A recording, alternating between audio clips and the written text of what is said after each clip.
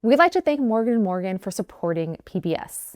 It feels like we know basically everything about George Washington. He's probably the most famous man in the country. But even after all these years, there's one question that historians have failed to answer conclusively. What did George Washington really think about slavery? His record is full of contradictions. As president, he passed laws that upheld slavery and others that limited it. He mused about a plan to abolish slavery while also profiting as the fifth largest enslaver in Virginia. The key to understanding Washington could be in the story of one young woman, Ona Judge, an enslaved housemaid turned fugitive who Washington tried to recapture up until his death. Her story complicates the legacy of this celebrated president so much that people today are trying to erase it. So why was the most powerful man in the country so fixated on capturing this one young woman? I'm Hernie Bott, and this is In the Margins. Washington's position on slavery had been shifting even before he took office. In 1775, as general, he banned Black people from joining the Continental Army. Within a year, Washington flip-flopped, recruiting Black soldiers after the British enticed thousands of enslaved people to their side by promising freedom. As the founders were writing the Constitution, the question of slavery was still being debated. The nation's leaders came to a compromise with the slave trade clause, which basically kept the status quo and allowed the slave trade to go on for 20 years. In 1786, Washington seemed to have personal doubts about slavery. He wrote to a close friend, quote, "It being among my first wishes to see some plan adopted by which slavery in this country may be abolished by slow, sure, and imperceptible degrees." End quote. Meanwhile, he and his wife Martha had enslaved about 300 people on his 6 sprawling Virginia plantations, who he had both inherited and purchased. That number included Ona Judge, her 4 half-siblings, and her mother. In 1789, when Washington became president, Judge was just 15 years old. She was Martha's closest housemaid in bondage. She drew her bath, arranged her hair, skillfully mended her dresses, as fitting for a first lady. Judge and 6 other enslaved people went with the Washingtons briefly to New York before settling into the temporary capital of Philadelphia. Then one day, the Attorney General Edmund Randolph visited Martha Washington with an urgent message. 3 of the people Randolph enslaved had declared their freedom. Pennsylvania law mandated that all adult enslaved people in the state must be set free after 6 months of residence. They cited that law to the Attorney General's face and ran off. At the time, Pennsylvania was one of the first states to limit slavery. The Quakers in Philadelphia had vowed to shun the slave trade in 1711. By 1780, the state passed the first anti-slavery law that freed enslaved people once they reached the age of 28. Martha quickly wrote to Washington, who turned to his personal secretary, Tobias Lear, with a secret plan. He wrote, quote, "I request that these sentiments and this advice may be known to none but yourself and Mrs. Washington." End quote. Washington wanted Lear to discreetly move the people he enslaved out of the presidential home every 6 months, effectively resetting the legal limit for keeping people enslaved. The Washingtons carried out this ruse for 5 years. For a young nation, the Washingtons' actions set a dangerous precedent that the most powerful people in the country could skirt the law when it served them. So while he may have pondered some vague plan to end slavery, when confronted with sacrificing his own comfort and wealth, Washington chose to keep people enslaved. The Washingtons were committed to keeping Judge and the others as lifelong captives. So how did she manage to slip out from right under their noses? After all, an escape wouldn't have been easy. Judge was on call around the clock and lived in the president's house along with about more than 24 other enslaved people, white servants, and presidential staff. Judge even shared a bedroom that was attached to the Washington's bedroom. But in 1796, Judge received news that made her determined to leave. Martha had decided to give Judge away as a wedding gift to her notoriously temperamental granddaughter, Eliza. This act showed Judge that no matter how long or how well she served the Washingtons, her life could be traded away on a whim.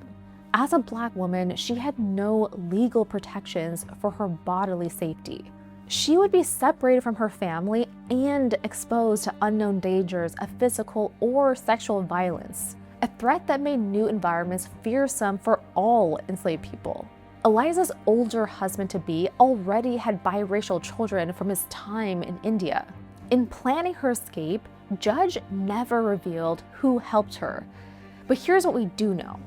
Philadelphia at this time had a growing population of free Black people, which numbered about 5% in 1790. A few years prior, the Free African Society was founded by abolitionists Absalom Jones and Reverend Richard Allen, two Black community leaders who had bought their freedom. Allen was known to help enslaved people run away. He also owned a chimney sweeping company, and in March 1796, records show that he paid a visit to the presidential house just 3 months before Judge's escape.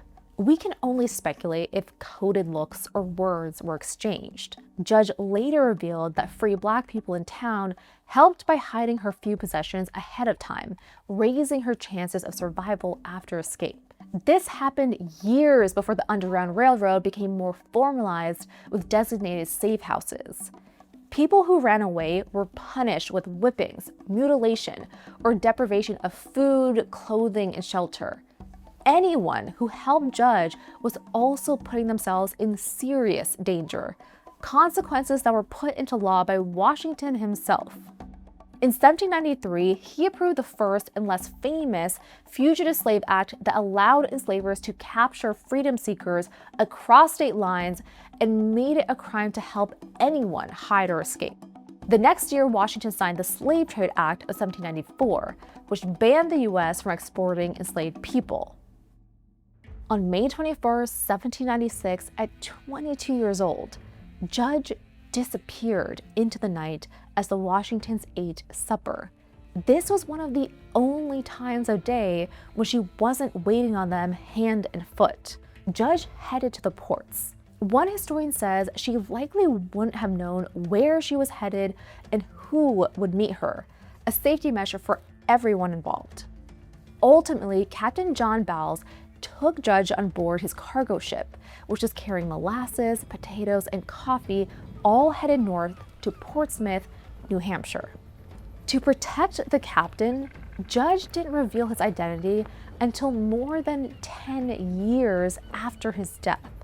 2 days after Judge escaped, the Washingtons put out an ad offering a $10 reward for her return. Absconded from the household of the President of the United States on Saturday afternoon, Ona Judge, a light mulatto. His personal writings reveal his anger at what he called Judge's ingratitude and Martha's considerable desire to have her back. Judge stayed hidden from Washington until he received a letter from Elizabeth Langdon of Portsmouth. The daughter of Senator John Langdon, she recognized Judge after passing her on the street. Judge had settled into a quiet life of domestic work. She married a free Black man named Jack Staines and had a free daughter whom she named Eliza. Washington first asked Joseph Whipple, the Portsmouth collector of customs, to persuade Judge to return without making a scene. Though Whipple managed to meet Judge by pretending to hire help, he couldn't convince her to leave. Frustrated, Washington sent his nephew, Virginia Senate member Burwell Bassett Jr., to Portsmouth. He instructed Burwell to bring Judge back to Virginia, not Philadelphia, by any means necessary. Bassett showed up to Judge's home and lied, saying that she'd be set free if she returned. She responded, quote, "I am free now and choose to remain so," end quote. Bassett came back later with several other men and ropes to bind her. They broke down her door, but Judge wasn't there. She and her family had escaped again and hid in a nearby town. 6 months later, Washington passed away. Though it's frequently cited that he freed the people he enslaved in his will, that's not exactly what happened. Only William Lee, his most favored enslaved person, was freed immediately. Washington's wishes were that the other around 120 enslaved people served Martha until her death. Martha finally freed the remaining enslaved people at Mount Vernon in 1801. Some historians say she feared for her life after mysterious fire and rumors of poison, while other historians suggest she grew tired of the financial burdens of keeping people in bondage. What did Judge think of her former enslavers? She didn't disparage them directly, but as a deeply religious woman, Judge offered the observation that she never heard Washington pray, and that, quote, Martha read prayers, but I don't call that praying, end quote. Judge ultimately outlived the Washingtons, as well as her husband and 3 children. When she passed away in 1848, she had lived through decades of change as pro-slavery and anti-slavery advocates battled in court and in the public sphere. The same year that Washington died, a group of Black Philadelphian leaders petitioned the government to end the slave trade and repeal Washington's Fugitive Slave Act. We can trace this lineage of organized resistance in the Black community even to today. In January 2026, the National Park Service was ordered to remove an exhibit about the enslaved people in Washington's house as part of the executive order on restoring truth and sanity to American history. Outcry from the public was swift. Just 1 month later, a federal judge ruled that the exhibit be restored. The judge wrote, quote, "This court is now asked to determine whether the federal government has the power it claims to dissemble and disassemble historical truths when it has some domain over historical fact. It does not," end quote. Ona Judge is part of that historical record. Her story reveals that Washington was unable to resolve the contradiction between freedom, the ideal he fought for white Americans, and slavery, the institution he clung to for enslaved Africans. As the nation searched for its identity, Washington was hugely influential as the first president and remains so as we examine his legacy 250 years on. Perhaps the lesson lies in looking not just at Washington's life, but also the people who challenged him, like Ona Judge and the Free African Society. She was born into bondage, yet she was willing to stand up against the most powerful man in the country to claim her most important ideal: freedom. Thanks again to Morgan & Morgan for supporting PBS. Morgan & Morgan has more than 1,000 lawyers and 140 offices nationwide. Founded in 1988, Morgan & Morgan has been fighting for their clients for over 35 years. Morgan & Morgan is committed to serving those who have been injured by someone else's negligence. Their mission is centered on advocating for individuals, fighting for justice, and empowering those who may not have a voice in the legal system. To find out more information about Morgan & Morgan, you can go to forthepeople.com/PBS.